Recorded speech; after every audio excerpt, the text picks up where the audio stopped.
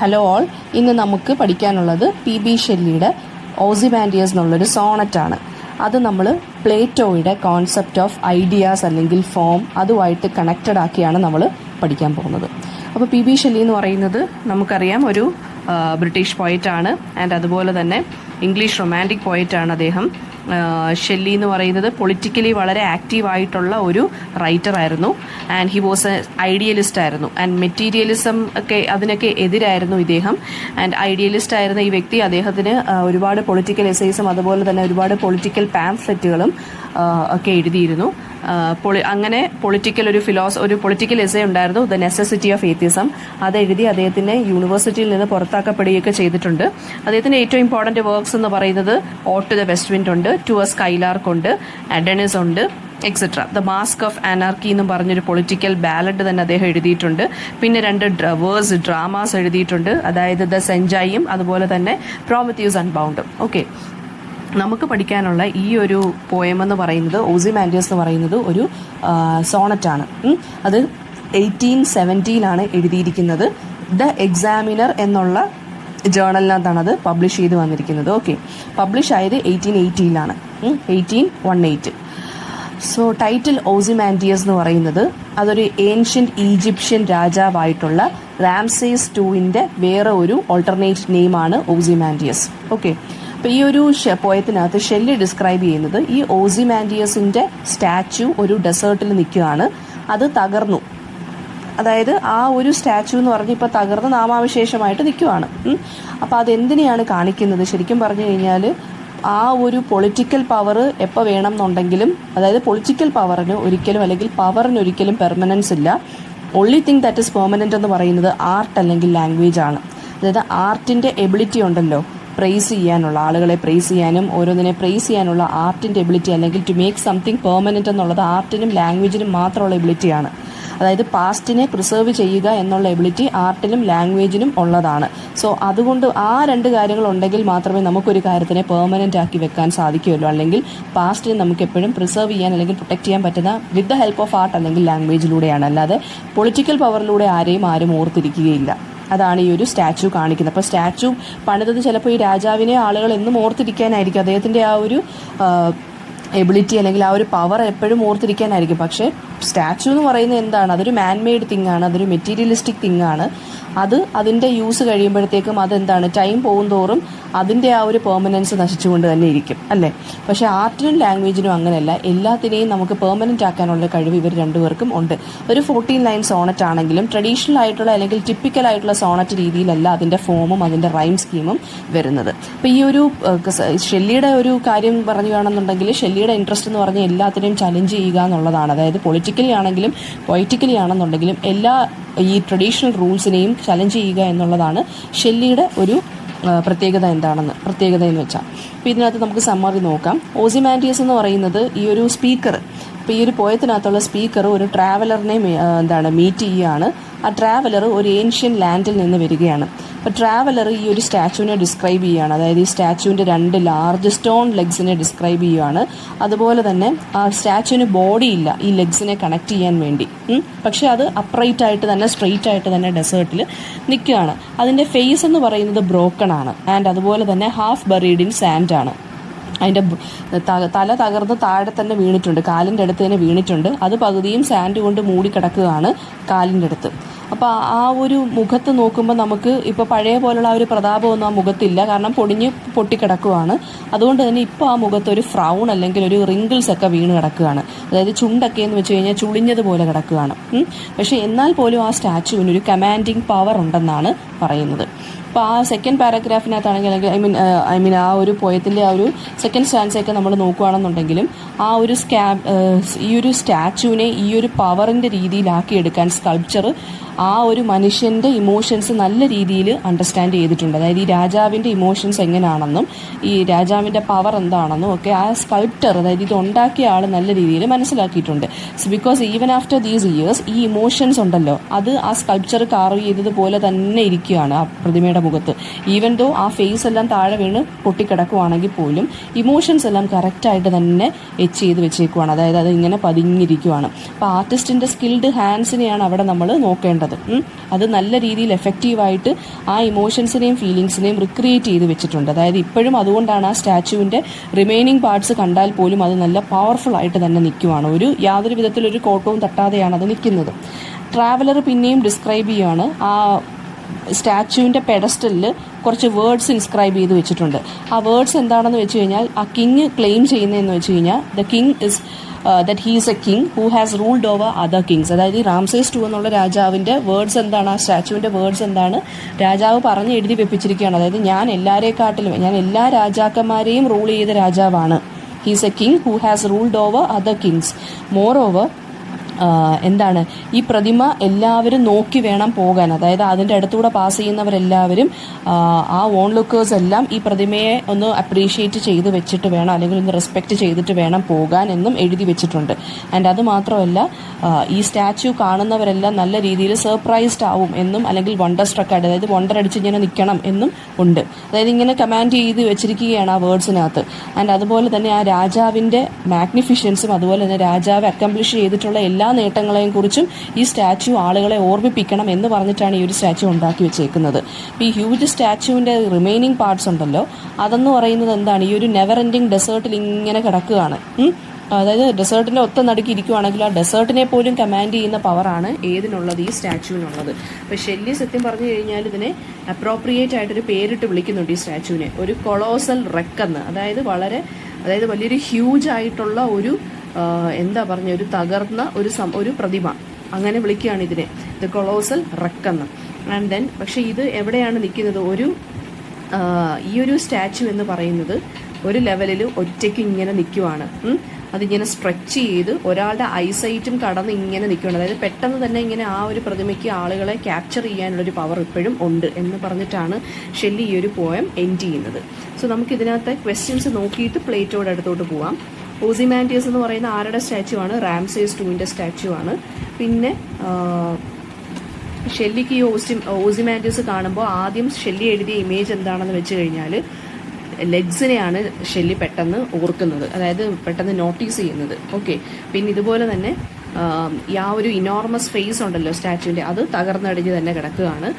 മൗത്തിൻ്റെ കാര്യവും ലിപ്പിൻ്റെ കാര്യവും പറയണം, എന്നാൽ പോലും അത് വലിയൊരു കമാൻഡിങ് ആയിട്ടുള്ള ഫിഗറായിട്ട് തന്നെയാണ് ഇപ്പോഴും നിൽക്കുന്നത്. അതായത് അത് കാണുമ്പോൾ പോലും ആളുകൾക്കൊരു പേടി തോന്നും, ആ ഒരു പവർ ഇപ്പോഴും ആ ഒരു എക്സ്പ്രഷനിൽ കാണുന്നുണ്ട്.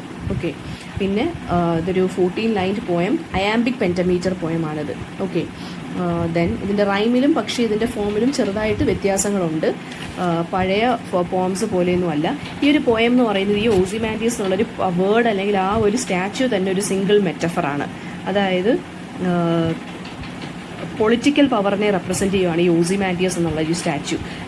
രാജാവിൻ്റെ പവർ കാണിക്കാൻ വേണ്ടിയാണ് ഈ ഒരു സ്റ്റാച്യു ഉണ്ടാക്കി വെച്ചത്, പക്ഷെ അത് തകർന്നടിഞ്ഞു പോയി. അപ്പോൾ അതിൻ്റെ മീനിങ് എന്താണ്, ഒരു പൊളിറ്റിക്കൽ പവറിനും പെർമനൻസ് ഇല്ല. പെർമനൻ്റ് ആയിട്ട് എന്തെങ്കിലും നിൽക്കണം എന്നുണ്ടെങ്കിൽ അതിനെ ആർട്ടിൻ്റെ സഹായത്തോടു കൂടിയോ അല്ലെങ്കിൽ ലാംഗ്വേജിൻ്റെ സഹായത്തോടു കൂടി മാത്രമേ അതിനെ നിർത്താൻ സാധിക്കൂ എന്നാണ് പറയുന്നത്. അതായത് ആർട്ടിനും ലാംഗ്വേജിനും മാത്രമേ ഉള്ളൂ പെർമനൻസ് ക്രിയേറ്റ് ചെയ്യാനുള്ള കഴിവ്, അല്ലെങ്കിൽ പാസ്റ്റിനെ പ്രിസർവ് ചെയ്യാനുള്ള കഴിവ്. അല്ലാതെ പവറിനൊരിക്കലും ആ ഒരു കഴിവില്ല എന്നാണ് പറഞ്ഞിരിക്കുന്നത്. അപ്പോൾ ഇവിടെ നമുക്ക് ഇത്രയും ക്വസ്റ്റ്യൻസാണ് ഇതിനകത്ത് വരുന്നത്. നമുക്ക് നോക്കാനുള്ളത് ഇനി പ്ലേറ്റോ ആരാണ്, പ്ലേറ്റോയുടെ ഐഡിയലിസം എന്തായിരുന്നു എന്നൊക്കെ ഉള്ളതാണ്. ഓക്കെ, അപ്പോൾ പ്ലേറ്റോ എന്ന് പറയുന്നത് അദ്ദേഹത്തിൻ്റെ ഏറ്റവും ഒരു ഇമ്പോർട്ടൻറ്റ് മോസ്റ്റ് ഇൻഫ്ലുവൻഷ്യൽ ആയിട്ടുള്ളൊരു ക്ലാസിക്കൽ ഫിലോസഫറാണ്. അദ്ദേഹത്തിൻ്റെ വർക്ക്സ് എന്ന് പറയുന്നത് ഡയലോഗിൻ്റെ രൂപത്തിലാണ് എഴുതിയിരിക്കുന്നത്. അദ്ദേഹത്തിൻ്റെ മെൻറ്ററാണ് സോക്രട്ടീസ്. ഓക്കെ, പ്ലേറ്റോ ഒരുപാട് കാര്യങ്ങളെക്കുറിച്ച് പറഞ്ഞിട്ടുണ്ട്. അതായത് ജസ്റ്റിസിനെ കുറിച്ച്, ലവിനെ കുറിച്ച്, ഒരു ബാലൻസ്ഡ് ലൈഫ് എങ്ങനെ ആയിരിക്കണം എന്നൊക്കെ പറഞ്ഞിട്ടുണ്ട്. പ്ലേറ്റോയുടെ ഇനി നമുക്ക് പ്ലേറ്റോയുടെ ഐഡിയലിസം എന്താണ്, അതായത് തിയറി ഓഫ് ഐഡിയലിസം എന്താണ്. പ്ലേറ്റോയ്ക്ക് കുറേ ബിലീഫ്സും കാര്യങ്ങളും ഒക്കെ ഉണ്ട്, തിയറീസ് ഉണ്ട്. അപ്പോൾ ഇദ്ദേഹത്തിന് ഫാദർ ഓഫ് ഐഡിയലിസം എന്നാണ് വിളിക്കുന്നത് പ്ലേറ്റോയെ. അപ്പോൾ എന്താണ് ഐഡിയലിസം എന്ന് പറയുന്നത്, അതായത് ഈ ലോകത്തുള്ള എല്ലാ കാര്യങ്ങളും എന്ന് പറയുന്നത് അത് എക്സിസ്റ്റ് ചെയ്യുന്നത് കോപ്പീസിൻ്റെ രൂപത്തിലാണ്. അതായത് അതിൻ്റെ ഒറിജിനൽസ് നമുക്ക് കണ്ടുപിടിക്കാൻ സാധിക്കില്ല, അതിൻ്റെ കോപ്പീസ് പോലെയാണ് ഇതെല്ലാം ഇങ്ങനെ എക്സിസ്റ്റ് ചെയ്യുന്നതെന്നാണ് പറയുന്നത്. ആൻഡ് അതുപോലെ തന്നെ ഐഡിയലിസത്തിൻ്റെ 2-3 ഫീച്ചേഴ്സ് ഞാൻ പറഞ്ഞുതരാം. ഐഡിയാസ് ആണ് ഏറ്റവും ഇമ്പോർട്ടൻ്റ് ഈ ലോകത്ത്. അതുപോലെ തന്നെ ഐഡിയാസിന് എന്താ പറയുക, നമ്മുടെ സ്പിരിറ്റ് അല്ലെങ്കിൽ നമ്മുടെ ഇൻ്റലക്റ്റിനാണ് കൂടുതലും ഇമ്പോർട്ടൻസ് ഉള്ളതെന്ന് പറയുന്നു. ഓക്കെ, അപ്പോൾ ഈ ഐഡിയാസ് ആണ് ഏറ്റവും ഇമ്പോർട്ടൻ്റ് ആയിട്ടുള്ള കാര്യം ഈ ലോകത്ത്. നമ്മുടെ സ്പിരിറ്റോ നമ്മുടെ സോള് അല്ലെങ്കിൽ നമ്മുടെ ഇൻ്റലക്റ്റിനാണ് ഏറ്റവും ഇമ്പോർട്ടൻസ് ഉള്ളത്. ആൻഡ് നോട്ട് ഫിസിക്കൽ മാറ്റേഴ്സിനല്ല, അതായത് ഈ പൈസ അല്ലാതുള്ള ഫിസിക്കൽ ഒബ്ജക്ട്സിനെങ്ങും യാതൊരു വിധത്തിലുള്ള വിലയും ഇല്ലെന്നാണ് പ്ലേറ്റോ പറയുന്നത്. പ്ലേറ്റോ എന്ന് പറയുന്നത് ഗ്രീക്ക് ഫിലോസഫറാണ് കേട്ടോ. അദ്ദേഹം ഏതൻസിലാണ് ജനിച്ചത്. പ്ലേറ്റോയെ കൂടാതെ 2 ഫിലോസഫേഴ്സ് ഏതൊക്കെയാണെന്ന് ചോദിച്ചാൽ ഇമ്മാനുവൽ കാന്തിൻ്റെ പേരെഴുതാം, ഹെഗലിൻ്റെ പേരും എഴുതാം. KANTയും HEGELും. അപ്പം ഐഡിയലിസം പറയുന്നത് വെച്ച് കഴിഞ്ഞാൽ നമ്മുടെ ബോഡീസ് ഉണ്ടല്ലോ അതെല്ലാം അൺറിയലാണ്. അതായത് എന്താണോ ഫിസിക്കലായിട്ടുള്ളത് നമുക്ക് തൊടാനും കാണാനും ഒക്കെ തൊടാൻ പറ്റുന്ന കാര്യങ്ങളുണ്ടല്ലോ, ഫിസിക്കലായിട്ടുള്ളതെല്ലാം അൺറിയൽ ആണെന്നും മൈൻഡ് മാത്രമാണ് റിയൽ എന്നാണ്, അതായത് ഐഡിയാസ് മാത്രമാണ് റിയൽ എന്നാണ് പ്ലേറ്റോയുടെ ഒരു ഫിലോസഫി എന്ന് പറയുന്നത്.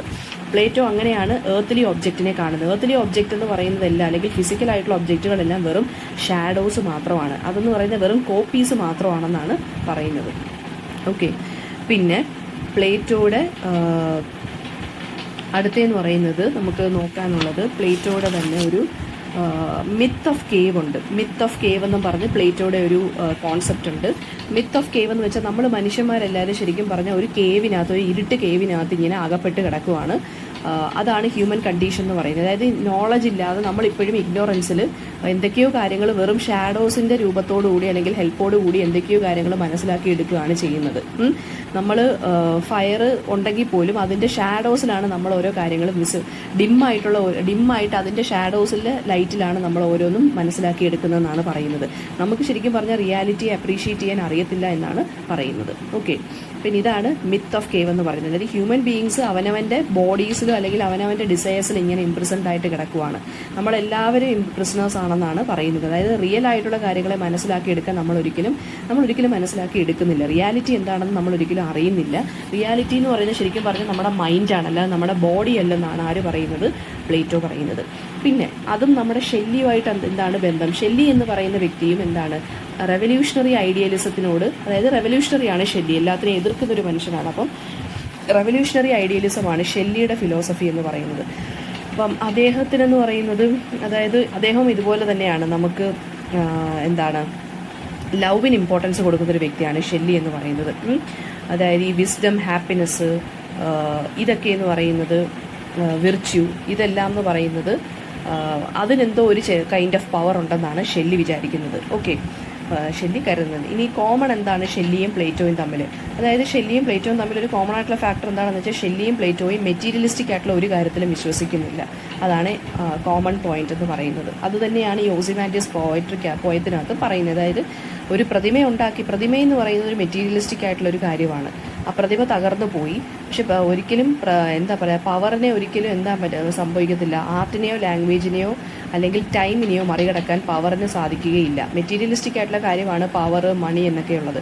അപ്പം പവറിനൊരിക്കലും അല്ലെങ്കിൽ മെറ്റീരിയലിസ്റ്റിക് ആയിട്ടുള്ള ഈ ഒന്നിനും ടൈമിനെ മറികടക്കാൻ സാധിക്കുകയില്ല എന്നാണ് പറയുന്നത്. ഓക്കെ, പിന്നെ